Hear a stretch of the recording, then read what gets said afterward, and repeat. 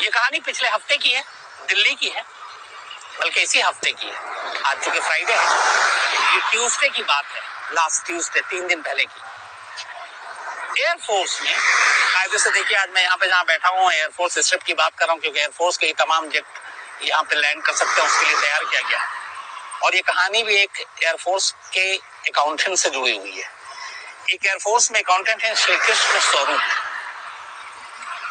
हर दिन की तरह वो दफ्तर जाते हैं, शाम को दफ्तर से जब घर लौटते हैं, घर में उनकी बीवी और एक बेटा 27 साल का, यही दोनों रहते थे, और साथ में श्री कृष्ण स्वरूप जी। लास्ट ट्यूसडे को जब वो घर पहुंचते हैं शाम करीब 7 बजे के आसपास, तो पहली चीज जो उन्हें चौंकाती है वो ये कि घर का दरवाजा खुला हुआ था।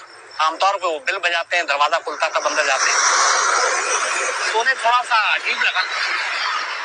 साउथ दिल्ली में उनका घर था, इंटरनेशनल एयरपोर्ट के पास पालम विहार में। इसके बाद जब वो घर के अंदर दाखिल होते हैं, जैसे ही बेडरूम की तरफ बढ़ते हैं और बेडरूम में जो पहला मंजर देखते हैं, उनकी चीखें निकल जाती हैं। सामने उनकी करीब 55 साल की पत्नी बबीता की लाश पड़ी थी, खून से लथपथ। वो बदहवास अभी कुछ सोच ही रहे थे और अपने बेटे को आवाज देते हैं।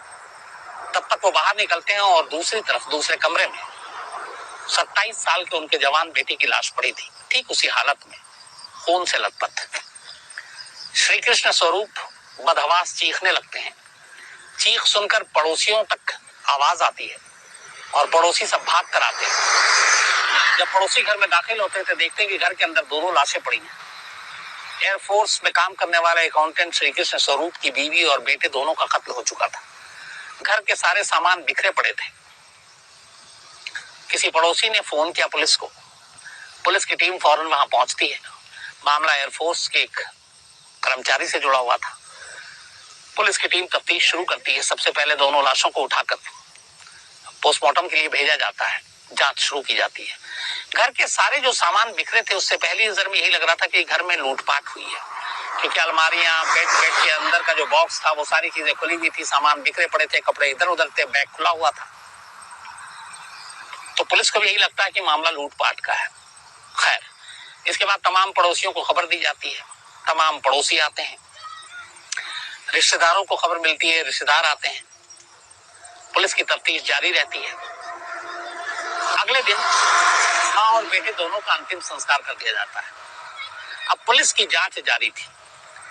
इस दौरान में एक अजीब सी चीज ये थी कि श्री कृष्ण स्वरूप जी के घर और घर के बाहर बाकायदा सीसीटीवी कैमरे लगे हुए थे, लेकिन उसका जो डीवीआर था वो गायब था। मतलब जो भी घर में आया था उसे मालूम था यहाँ कैमरे हैं और कैमरे की कहाँ रिकॉर्डिंग हो रही है, और वो रिकॉर्डिंग वाला बॉक्स ही चुरा कर ले गया। तो पहली चीज, आमतौर पे चोर ऐसा करते नहीं है, या लुटेरे इस तरह की इतनी गहराई में नहीं जाते हैं। तो पुलिस को थोड़ा खटका हुआ कि मामला क्या है। अब पुलिस पूछताछ करती है, एयरफोर्स से जुड़े हुए हैं, शायद उनकी कोई दुश्मनी किसी से कोई। लेकिन श्री कृष्ण स्वरूप तमाम चीजें याद करने के बावजूद ऐसा कोई नाम नहीं बताते जिनके ऊपर शक हो और जिनसे लगता हो कि उनकी दुश्मनी और जिसने ये काम किया है। अभी एक ब्लाइंड मर्डर केस, कोई सुराग नहीं, सीसीटीवी फुटेज नहीं। पुलिस की तफ्तीश जारी रहती है। इस दौरान में तमाम जो रिश्तेदार हैं वो भी आते हैं घर में। पुलिस भी लगातार आ रही है, पूछताछ कर रही है, रिश्तेदारों से भी पूछताछ हो रही है। पुलिस बाकायदा श्री कृष्ण स्वरूप, उनकी पत्नी के उनके साथ रिश्ते, उनके बेटे के साथ रिश्ते, सारी चीजें पता करती है। फिर ये पता चलता है कि श्री कृष्ण स्वरूप का जो बेटा था 27 साल का, वो एक कंप्यूटर फर्म में काम करता था। लेकिन 2020 में जब लॉकडाउन हुआ, कोरोना की वजह से बहुत सारे लोगों की नौकरी गई, तो उनके बेटे की भी नौकरी चली गई। वो बेरोजगार हो गया और आजकल बेरोजगार था और घर पे ही रहता था अपनी माँ के साथ। उसके अलावा उसका और किसी से कोई ऐसा रिलेशन, किसी से दुश्मनी, कोई ऐसी चीज थी नहीं। पुलिस सारी तफ्तीश कर ली। फिर ये भी पता चला कि घर में बहुत सारे ऐसी कोई कीमती चीज नहीं थी जो गायब हो सके। श्री कृष्ण स्वरूप जी ने बताया कि जो भी थे पैसे वैसे वो बैंक में होते थे, कोई सोना, जेवर, गहने, ऐसी भी कोई बात नहीं थी। अब पुलिस को कुछ समझ में नहीं आ रहा कि मामला है क्या। पुलिस की टीम इसके बाद नए सिरे से जांच करने का सोचती है। घर के आसपास और घर के तो सीसीटीवी फुटेज थे नहीं। अब पुलिस पड़ोसियों और मोहल्ले में ये पता करती है कि कहां कहां पे श्री कृष्ण स्वरूप के घर के अंदर तक जाने की जो रास्ते हैं, उनमें कोई ऐसा किसी के घर में अपना सीसीटीवी कैमरा लगा है, नहीं लगा है, ढूंढती है कहीं से कोई फुटेज मिल जाए। कई दिन निकल जाते हैं, 1-2 दिन, बहुत सारे फुटेज मिलते हैं, लेकिन कोई ऐसी जानकारी नहीं मिलती। इसी दौरान में एक घर से, जो उस गली के मोड़ से होकर गुजरता था, जिसमें कैमरे में सारी कुछ चीजें कैद थी आने जाने का, एक 4 सेकंड का सीसीटीवी फुटेज मिलता है। 4 सेकंड के फुटेज में एक शख्स चेहरे पे गमछा लगाए और हाथ में कुछ सामान लेकर जा रहा है, और ये फ्रेम सिर्फ 4 सेकंड का था। उस शख्स का चेहरा दिख नहीं रहा है, हाथ में उसके कुछ सामान है। अब यहाँ पे पुलिस को ये डाउट हुआ कि जो हाथ में सामान है वो कुछ डीवीआर की तरह लग रहा है, जो सीसीटीवी फुटेज जहाँ पे स्टोर होता है वो सारी चीजें, और उनके घर से गायब थे श्री कृष्ण जी की। तो लगा कि ये शख्स वही चीज लेकर जा रहा है, लेकिन उसका चेहरा पहचान में नहीं आ रहा, क्योंकि उसने चेहरे को गमछे से ढक रखा है। अब 4 सेकंड का ये फुटेज, शक यही कि शायद ये कातिल हो सकता है, चेहरा लेकिन है नहीं। अब क्या किया जाए? अब पुलिस उस फुटेज के आधार पर तमाम पड़ोसियों से पूछताछ करती है कि शायद यहाँ कहीं आसपास का रहने वाला हो, कोई कुछ जानता हो। कोई फायदा नहीं होता। लेकिन जिस तरीके से उस फुटेज में वो शख्स पैदल चल के आ रहा था, तो पुलिस को एक शक हुआ कि अगर यही कातिल है तो फिर ये अपनी किसी गाड़ी से नहीं आया और ये पैदल घर तक गया है। तो 2 ही चीजें निकल कर आती है, एक, या तो आस पड़ोस में रहता है, या दूसरा, उसने किसी पब्लिक ट्रांसपोर्ट का इस्तेमाल किया है। आस पड़ोस में पुलिस पूछताछ कर चुकी, पता चला कि उस हुलिये का इस तरह का शख्स या ऐसे कपड़े पहने वाला शख्स, क्योंकि कपड़े तक की बारीकी को दिखाया गया, यहाँ पे कोई नहीं है, तो वो आसपास का रहने वाला नहीं है। रिश्तेदारों को दिखाया गया, रिश्तेदारों ने मना कर दिया कि हम ऐसे किसी शख्स को नहीं जानते। अब बचा ये कि ये शख्स पैदल आया, इसका मतलब है कि वो या तो ऑटो से आया, टैक्सी से आया, कैब से आया, रिक्शे से आया, बैटरी रिक्शे से आया। अब पुलिस ने जीरो इन किया उस इलाके में लोकल जो भी इस तरह की, चाहे रिक्शा हो, बैटरी रिक्शा हो, ऑटो हो, कैब हो, और इसके बाद इनका पता करना शुरू किया कि मंगलवार को दोपहर से शाम के बीच में कोई ऐसी गाड़ी जिस पर बैठकर एक ऐसा शख्स इस हुलिये में, इस कपड़े में यहाँ तक आया हो, तो वो जानकारी दे। दर्जनों लोगों से पूछताछ हुई, दर्जनों गाड़ियों के लोगों से पूछताछ हुई, रिक्शे वाले से हुई, ऑटो वाले से हुई, कोई फायदा नहीं हुआ। अचानक लेकिन जब ये सारी पूछताछ हो रही थी, एक बैटरी रिक्शा वाला, दिल्ली में आजकल बैटरी रिक्शा बहुत आम हो गया पॉल्यूशन की वजह से, और ये अच्छी चीज भी है।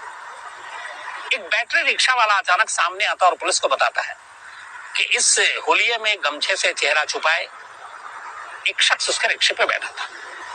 पुलिस को पहली कामयाबी मिलती हुई दिखाई देती है। पुलिस पूछती है कि तुम्हें कैसे याद है? तो उसने कहा, साहब दिन भर में बहुत सारे लोग आकर बैठते हैं, लेकिन उस शख्स को इसलिए मैंने याद रखा क्योंकि जब वो बैठा तो उसके हाथ पे और कपड़ों पे खून के कुछ छींटे थे, खून के कुछ निशान थे, और मैंने उससे पूछा कि आपको कोई चोट लगी, ये खून के निशान है? तो उसने कोई जवाब नहीं दिया। उसने सीधा ये कहा कि मेट्रो स्टेशन तक छोड़।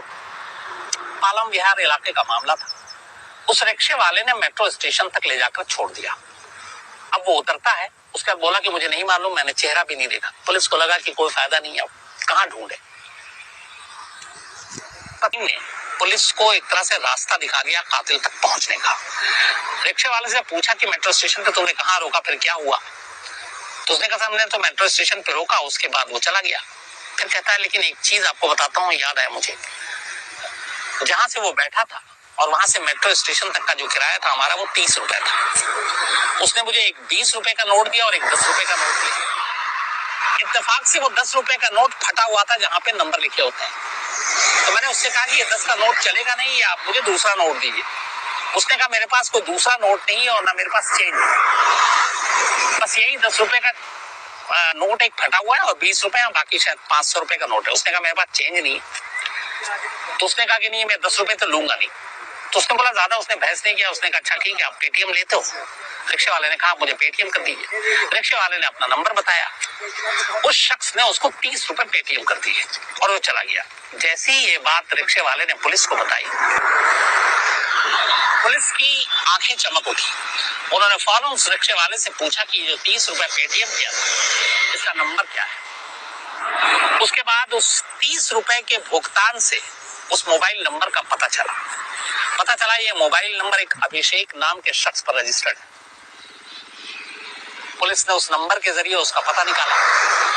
हैरानी की बात यह थी कि अभिषेक कोई और नहीं निकला बल्कि श्री कृष्ण स्वरूप की अपनी बहन का बेटा निकला, मतलब श्री कृष्ण की पत्नी के बुआ का बेटा। पुलिस फौरन उस एड्रेस पे जाती है श्री कृष्ण स्वरूप के बहन के घर और अभिषेक को उठाकर थाने ले आती है। अभिषेक लगातार मना करता है। अब जब अभिषेक आता है तो पहले पुलिस जब उसको देखती है तो पुलिस खुद हैरान रह जाती है, क्योंकि मंगलवार को जिस दिन से कत्ल हुआ उसके कुछ घंटे बाद से अभिषेक लगातार श्री कृष्ण के घर पर था, क्योंकि उसकी बुआ और उसके भाई की डेथ हुई थी, कजन की। चाहे वो अस्पताल हो, मोर्चरी से बॉडी लानी हो, शमशान जाना हो, यहाँ तक कि पुलिस वाले जब बयान दर्ज कर रहे थे तब भी उसके साथ पुलिस वाले ने कई बातें की रिश्तेदारों से, उसमें भी पूछताछ में आगे और यहाँ तक कि पुलिस वालों से लगातार कि आप हमारी बुआ और हमारे भाई के कातिल का जल्द से जल्द पता लगाइए। पुलिस वालों पे वो दबाव भी डाल रहा है, मतलब हर चीज में वो लगातार कत्ल के बाद से पुलिस के साथ साथ था। यानी कातिल पुलिस की आंखों के सामने था लेकिन पुलिस को पता ही नहीं था और वो लगातार चकमा देता रहा।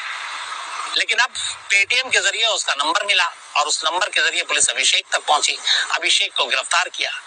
इसके बाद जो 4 सेकंड का सीसीटीवी फुटेज मिला था उससे उसका मिलान कराया गया। जिस तरीके से वो चाल चल रहा था, आपको याद होगा बीच में सचिन वाजे की कहानी आपको दिखाई थी, तो कैसे उसमें उस सीसीटीवी फुटेज में आपकी जो बॉडी का एक लैंग्वेज होता है, आपके कदम राइट लेफ्ट किधर चलते हैं, चलते वक्त हाथ दाएं और बायां किधर होता है, गर्दन कितना किस तरफ झुका होता है, तो इससे बहुत सारी चीजें आप पता चल जाती है। तो इस 4 सेकंड के उसकी कदमों के चाल से पुलिस ने और अभिषेक की ओरिजिनल चाल से मिलान कराया, दोनों मैच कर गया।